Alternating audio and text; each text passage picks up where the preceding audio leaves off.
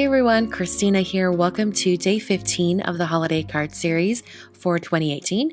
I have to apologize for not saying hello on camera today. It's been a crazy day. So it's at the end of the day and I'm editing this video. So sorry, I'm not saying hello today. But anyway, for day 15 of the holiday card series, I'm using that stamp set you just saw on screen from Waffle Flower. The stamp set's actually intended for swatching your watercolor paints. They came out with a few swatch stamp sets a few months back, and this is a new swatch stamp set. And I was really taken by these outline circle stamps, and I thought it'd be really fun to stamp the row of circles and then move it and slightly rearrange it so that the next row down overlaps the first row, and then do a third row after that. And that would give me some fun intersecting areas to put at different colors. So I'm going to be mixing it up and using, I think I've got 4 or 5 different shades that are sort of Christmassy in my mind. There's some reds and greens and some aqua shades. So I'll be using those today. The first thing I did was prep my watercolor paper with an anti-static powder tool. I'm going to be heat embossing these circles just so it's going to be a little bit easier to paint within those contained areas. And I'll talk a little bit more about that once I get to the painting portion of the video. So I first stamped this row or column of circles, and then I coated them in white embossing powder. So I stamped them first in Versamark ink and then coated them in some alabaster embossing powder from Burtis Monroe, and then heat set them with my heat tool. And you just want to put that watercolor paper in the light so you can see the texture of the powder. And then as soon as that powdery texture melts, you can move on and it's ready to keep going. So I went to the next row of circles. It's a little bit hard to see on camera. I could see them in person, so I was able to position them just right, but on camera it's really hard to see since it is white on white. I then did the same thing for the third row of circles, and these aren't perfectly positioned. I think in a perfect world I probably would have had these circles positioned just a little bit differently, but in the end it's not that noticeable, so I decided not to worry about it.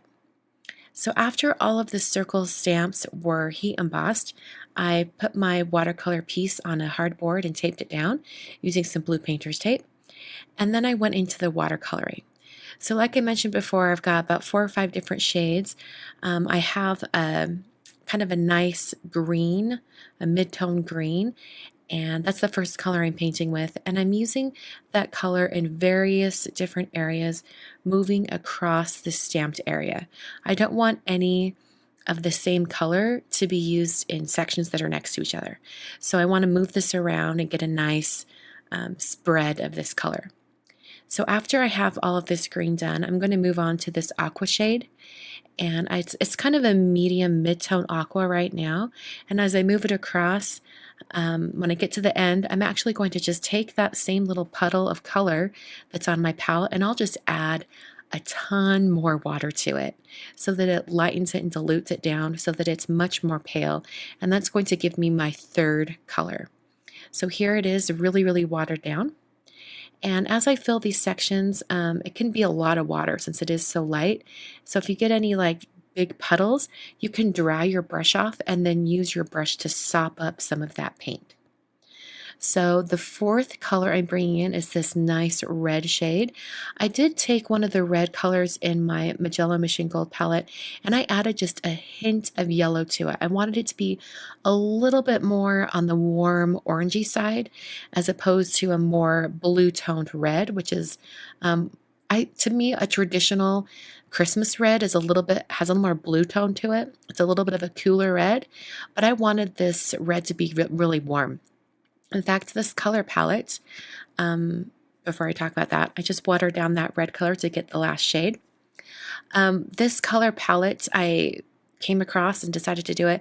I looked up online, I just Googled Christmas color palette, and this popped up, and I thought, oh, those colors are so pretty. And so I'm using some color inspiration that I found online. So I hit that with my heat tool just to speed up the drying process, but you definitely don't have to do that. You could air dry it.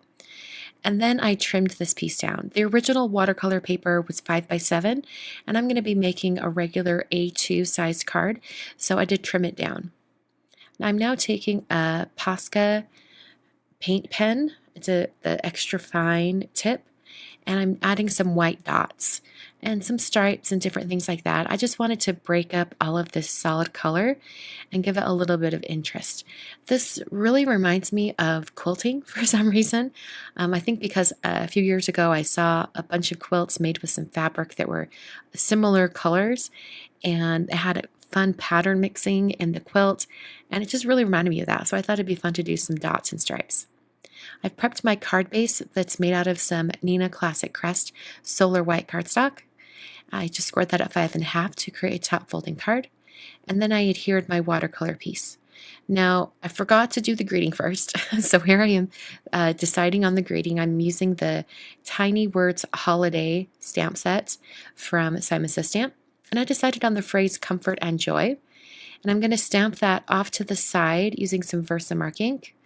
And then I'll go ahead and coat that stamp with some gold embossing powder. This is the Gilded embossing powder from Brutus Monroe. Gilded is just the color. It's a basic gold powder.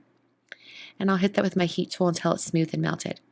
Now, I did have a little tiny spot where my red nail polish transferred onto the card base, so I used a sand eraser to clean that up, and then my card was completely finished. So here's the final card for day 15.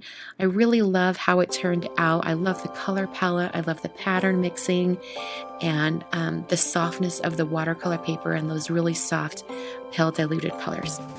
So on screen right now, I've got a couple more cards for you to check out. These are from day 15 of the holiday card series for the years 2017 and 2016.